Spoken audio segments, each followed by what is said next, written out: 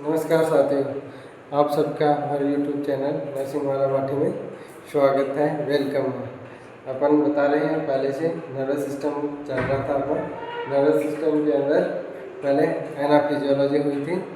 एनाफिजियोलॉजी पूरे brain and spinal cord की बताई थी और उसके बाद में डायग्नोसिस असेसमेंट वाला टॉपिक आया था। अब आता है एमएसएन का टॉपिक। एमएसएन के अंदर आता है हमारा डिजीज़ कंडीशन आते हैं। जितने भी ब्रेन से और स्पाइनल कॉर्ड से रिलेटेड सारी डिजीज़ कंडीशन होती हैं वो एमएसएन के टॉपिक के अंदर आते हैं। और आज से अपन एमएसएन वाला पार्ट स्टार्ट कर रहे हैं। तो उसके अंदर फर्स्ट डिजीज़ अपन पढ़ेंगे आईसीपी। बोर्ड के अंदर भी मेंटेन है। आईसीपी का मतलब इंट्राक्रैनियल प्रेशर। इंट्राक्रैनियल प्रेशर क्या होता है? जो क्रेनियम कैविटी होती है, पहले एनाटॉमी बताई थी, उसके अंदर बताया था मैंने। ये क्रेनियम कैविटी होती है, स्केल होता है, स्केल के नीचे क्रेनियम होता है और उसके अंदर ब्रेन सिचुएटेड होता है। उसके अंदर प्रेशर बढ़ जाता है। वो किस कंडीशन में बढ़ता है, कैसे बढ़ता है, वो सारी चीज़ मैं बताऊंगा। तो इसका प्रेशर बढ़ जाना ही अपन आईसीपी बोलते हैं। आईसीपी क्या मतलब? ICP pressure increase in the inside cavity, ये इसकी डेफिनेशन होती है। और कहाँ पर बढ़ता है, नॉर्मल कितना होता है, ये सारी चीज़ होता है। नॉर्मल ये होता है जो 5 से 15 mm होता है। ये बहुत ज़्यादा एग्जाम में पूछा जाता है। एग्जाम में पूछा जाता है नॉर्मल आईसीपी कितना होता है। नॉर्मल आईसीपी होता है 5 to 15 ऑफ एचजी के अंदर काउंट होता है। इसके अंदर दो यूनिट आती है, एक आती है एचजी और एस2 होता है। एस2 के अंदर ज़्यादा होता है जबकि एचजी के अंदर लेवल कम होता है। 5 to 10 एचजी का फर्क होता है एस2 और एचजी के अंदर। तो नॉर्मल कितना होता है ये आईसीपी? नॉर्मल होता है 5 to 15 एचजी। और इसको 3 कंडीशन में डिवाइड कर रखा है, माइल्ड, मॉडरेट और सीवियर कंडीशन। किस कंडीशन में कितना बढ़ता है वो बताया हुआ है आईसीपी के अंदर। तो माइल्ड में कितना हो जाएगा? माइल्ड के अंदर हो जाएगा, जो नॉर्मल 5 से 15 मानते हैं तो 15 to 5 mm इंक्रीज हो जाएगा। 15 to 20 mm हो जाता है, वो माइल्ड के अंदर आएगा। मॉडरेट के अंदर कितना आएगा? इसके अंदर 10 mm और इंक्रीज हो जाएगा, वो होता है 20 to 30 mm। और सीवियर कंडीशन आता है। सीवियर कंडीशन के अंदर कितना होता है? अबव 30 mm के अंदर काउंट होता है, वो सीवियर कंडीशन के अंदर आईसीपी आता है। तो इसको याद रखने के लिए याद रखना है आईसीपी किसको बोलते हैं? जो इंट्राक्रैनियल कैविटी का प्रेशर बढ़ जाता है उसको आईसीपी बोलते हैं। और 3 डिवाइड कंडीशन में बताया, माइल्ड, मॉडरेट और सीवियर। इसी से रिलेटेड एक और होता है सीपीपी। सीपीपी बोलते हैं सेरेब्रल परफ्यूजन प्रेशर। ये क्या होता है? सेरेब्रल, इस नाम के अंदर ही डिसाइड करके सेरेब्रल हमने, सेरेब्रल के अंदर जो टिश्यू होता है उसके अंदर ब्लड सप्लाई या ब्लड फ्लो होता है, उसका प्रेशर कितना होता है उसको बोलते हैं सेरेब्रल परफ्यूजन प्रेशर। इसकी डेफिनेशन किस हिसाब से डिफाइन किया गया है और इसकी शॉर्ट फॉर्म होता है सीपीपी के नाम से जानते हैं, सेरेब्रल परफ्यूजन प्रेशर। सेरेब्रल का मतलब ब्रेन का पार्ट जो सेरेब्रम होता है, परफ्यूजन मतलब ब्लड फ्लो होता है, और प्रेशर मतलब कितना प्रेशर से इसके अंदर ब्लड फ्लो होता है। तो नॉर्मली इसको याद रखने के लिए इसे बोले सेरेब्रल सीपीपी और सेरेब्रल परफ्यूजन प्रेशर। जबकि इसको डेफिनेशन के रूप में डिफाइन किया तो ये क्या है? CPP is a net pressure that cause cerebral blood flow into the brain cell. मतलब ब्रेन सेल के अंदर स्पेशल सेरेब्रम के अंदर जो ब्लड फ्लो होता है उसको बोलते हैं सीपीपी। और इसकी नॉर्मल रेंज कितनी होती है? नॉर्मल रेंज होती है 70 to 100 mm होती है, 70 से 100 mm होता है। जबकि इसका नेट और एग्जैक्ट कितना होता है? इसका नेट और एग्जैक्ट होता है 93.3 mm। इसको निकालते कैसे हैं? इसका एक सूत्र होता है एमएपी बोलते हैं, मेन आर्टेरियल प्रेशर होता है। वो आर्टरी के द्वारा ब्रेन के अंदर लगने वाले प्रेशर को बोलते हैं मेन आर्टेरियल प्रेशर। और मतलब आर्टेरियल प्रेशर के अंदर कितना ब्लड फ्लो हो रहा है, कितना प्रेशर होता है, उसको मेन आर्टेरियल बोलते हैं। और एक आईसीपी होता है। तो इसको निकालने के लिए क्या होता है? मेन आर्टेरियल प्रेशर से आईसीपी प्रेशर घटा देते हैं, उसके बाद में जो प्रेशर आता है उसको बोलते हैं सीपीपी बोलते हैं। और इसकी नॉर्मल रेंज 70 to 100 mm होता है। मेन एपीपी निकालते कैसे हैं? मेन आर्टेरियल प्रेशर कैसे निकालते हैं? जैसे 2 गुना डायस्टोलिक बीपी होता है प्लस सिस्टोलिक बीपी अपॉन 3। मतलब डायस्टोलिक बीपी आती है उसका 2 गुना होता है, प्लस कहते हैं सीपी मतलब central systolic plus blood pressure उसको 3 से डिवाइड करते हैं। तो जैसे मान लो एग्जांपल के रूप में, जैसे डायस्टोलिक बीपी 80 है तो उसको 2 से गुणा करेंगे तो 82 100 हो जाएगा। 82 2 प्लस 120 और 3, तो ये हो जाएगा, क्या हो जाएगा फिर 2 गुना 80 प्लस 120/3, तो 160 प्लस 120/3 क्या हो जाएगा 280/3, तो एग्जैक्ट प्रेशर आ जाएगा 93.33 mm ये होता है। और आईसीपी का कोज क्या होता है, कोज क्या किस कारण से आईसीपी बढ़ जाता है, इसके लिए होता है मेनली होता है सेरेब्रल एडिमा हो जाता है, सेरेब्रम के अंदर एडिमा होता है जिसकी वजह से आईसीपी बढ़ जाता है। और इंट्राक्रैनियल के अंदर प्रेशर बढ़ जाता है या इंट्राक्रैनियल हेमरेज हो जाता है या सबअरेक्नोइड हेमरेज हो जाता है जिसकी वजह से भी आईसीपी बढ़ जाता है। ब्रेन के अंदर कोई ट्यूमर हो जाती है नॉर्मली, तो उसकी वजह से भी प्रेशर बढ़ जाता है। उसके बाद में आता है इंटरस्टिशियल सेरेब्रल एडिमा हो जाती है, सेरेब्रम के अंदर इंटरस्टिशियल स्पेस के अंदर सेरेब्रल के अंदर एडिमा हो जाता है, उसकी वजह से भी आईसीपी बढ़ जाता है।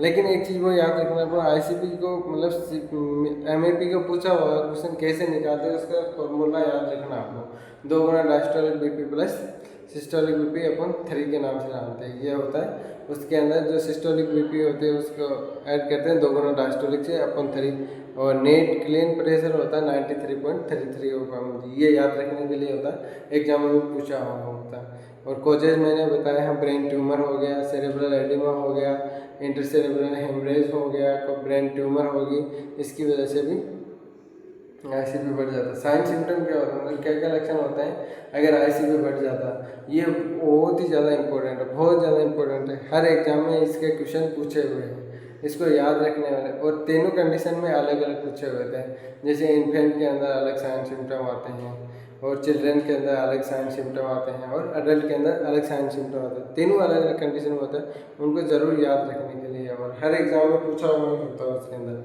तो पहले बता दें अडल्ट के अंदर अर्ली साइन सिम्टम होता है लेवल ऑफ कॉन्शियसनेस अल्टर्ड हो जाता है, अल्टर्ड लेवल ऑफ कॉन्शियसनेस, जो कॉन्शियसनेस का लेवल होता है वो अल्टर्ड हो जाता है, patient conscious, semi conscious, unconscious, इस कंडीशन से डिवाइड किया हुआ है लेवल ऑफ कॉन्शियसनेस का। तो पेशेंट अनकॉन्शियस में भी जा सकता है, सेमी कॉन्शियस में भी जा सकता है, ये है अडल्ट का। उसके बाद में आता है चिल्ड्रन की एज कितनी होती है, मतलब इन्फेंट से अबव की कंडीशन होती है, उसके अंदर क्या आता है, उस सिम्टम्स के अंदर आते हैं प्रोजेक्टाइल वोमिटिंग, मतलब उसके अंदर वोमिटिंग होती स्टार्ट हो जाती है, तो उसका याद रखने के लिए चिल्ड्रन के अंदर प्रोजेक्टाइल वोमिटिंग आएगा, अडल्ट के अंदर एलओसी आ जाएगा, इसको शॉर्ट फॉर्म है LOC, Altered level of consciousness. और फिर आता है इन्फेंट के अंदर क्या आएगा, इन्फेंट के अंदर आएगा एज कितनी होती है इन्फेंट के अंदर, 0 से लेकर 12 मंथ या फिर 18 मंथ तक इंक्लूड करते हैं। उसके अंदर मतलब जो फोंटेनेल होता है, जो स्पेस होता है वो ओपन रहता है, तो जो प्रेशर बढ़ेगा तो फोंटेनेल के ऊपर बल्जनुमा स्ट्रक्चर बन जाते हैं, इसलिए इसको बोलते हैं बल्जिंग ऑफ फोंटेनेल हो जाते हैं। ये इन्फेंट के अंदर ही प्रेजेंट होता है। ये नॉर्मली अगर अपने ब्रेन के अंदर प्रेशर बढ़ेगा और इसके बाहर गेट, जैसे गेट मानते हैं या फोंटेनेल होता है, वो ओपन होते हैं इन्फेंट के अंदर, इसलिए जो प्रेशर की वजह से ये बाहर ऊपर की ओर चला जाता है, तो उसको बोलते हैं बल्जिंग ऑफ फोंटेनेल के नाम से जानते हैं। और क्या क्या साइन सिम्टम होते हैं, एक तीसरी चीज़ और इम्पोर्टेंट चीज़ है, उसको हमें कुशिंग ट्रेड में क्या आता है, कुशिंग मतलब कुशिंग नुमा स्ट्रक्चर, और ट्रेड मतलब ट्रिंगुलर स्ट्रक्चर होते हैं, मतलब तीन साइन सिम्टम होते हैं इसके साथ में अगर आईसीपी बढ़ता है, तो वो 3 साइन सिम्टम क्या होते हैं, पहला होता है ब्रेडिकार्डिया, ब्रेडिपिनिया और इनके या इरेगुलर रेस्पिरेशन होता है आईसीपी के अंदर, हार्ट रेट भी ज़्यादा बढ़ जाती है, रेस्पिरेशन रेट भी ज़्यादा बढ़ जाती है और इरेगुलर रेस्पिरेशन होता है, तो इसको बोलते हैं कुशिंग ट्रेड के नाम से जाना जाता है इन तीनों को। अब उसके बाद में क्या होता है, क्या कॉम्प्लिकेशन क्या होता है, अगर आईसीपी बढ़ गया तो क्या कॉम्प्लिकेशन होता है। कॉम्प्लिकेशन है जो ब्रेन स्टेम बताई थी मैंने एनाटॉमी के अंदर, ब्रेन स्टेम के अंदर हर्निएशन हो जाता है। हर्निया किसको बोलते हैं, जो अपनी नॉर्मल स्ट्रक्चर होती है उस नॉर्मल स्ट्रक्चर छोड़ के अलग से बढ़ना हो जाता है, अलग से इंक्रीज हो कर लेता है साइज शेप को, उसको बोलते हैं हर्निया। और ब्रेन स्टेम बताई थी जो मिड ब्रेन से कनेक्ट होती है इस हिसाब से, और ऐसे जुड़ी हुई स्ट्रक्चर को बताया था ब्रेन स्टेम। अगर ये बढ़ते बढ़ते ऐसे बहुत ज़्यादा बढ़ जाए, इतनी स्ट्रक्चर है मान लो, और ये हर्निया होते होते इतनी हो गई, इसको बोलते हैं ब्रेन स्टेम हर्निया हो गया। और क्या होता है, डायबिटीज हो जाता है, डायबिटीज इंसिपिडस हो सकता है। एक होता है SIADS syndrome inappropriate anti diabetic hormone भी हो सकता है, SIADS भी हो सकता है इसके अंदर। तो ये कॉम्प्लिकेशन थे ICP के, याद रखने लायक है। क्या क्या बताया था मैंने, कॉम्प्लिकेशन के अंदर आया था ब्रेन स्टेम हर्निएशन हो जाता है, ADH हो जाता है, और SIADH हो जाता है, डायबिटीज इंसिपिडस भी होता है। इसके बाद में आता है, ये कॉम्प्लिकेशन हो गया। इसके बाद डायग्नोसिस क्या क्या कहते हैं, डायग्नोसिस के अंदर आता है मतलब जो स्कल की स्ट्रक्चर बढ़ जाती है, मतलब प्रेशर बढ़ जाता है तो क्या क्या चेक कर सकते हैं। नॉर्मली इसके अंदर मैंने असेसमेंट के अंदर भी बताया था, CT स्कैन करते हैं, CT स्कैन से पता लगाया जाता है कितना प्रेशर बढ़ा, और अलग से भी प्रेशर चेक किया जाता है इसके अंदर ICP को।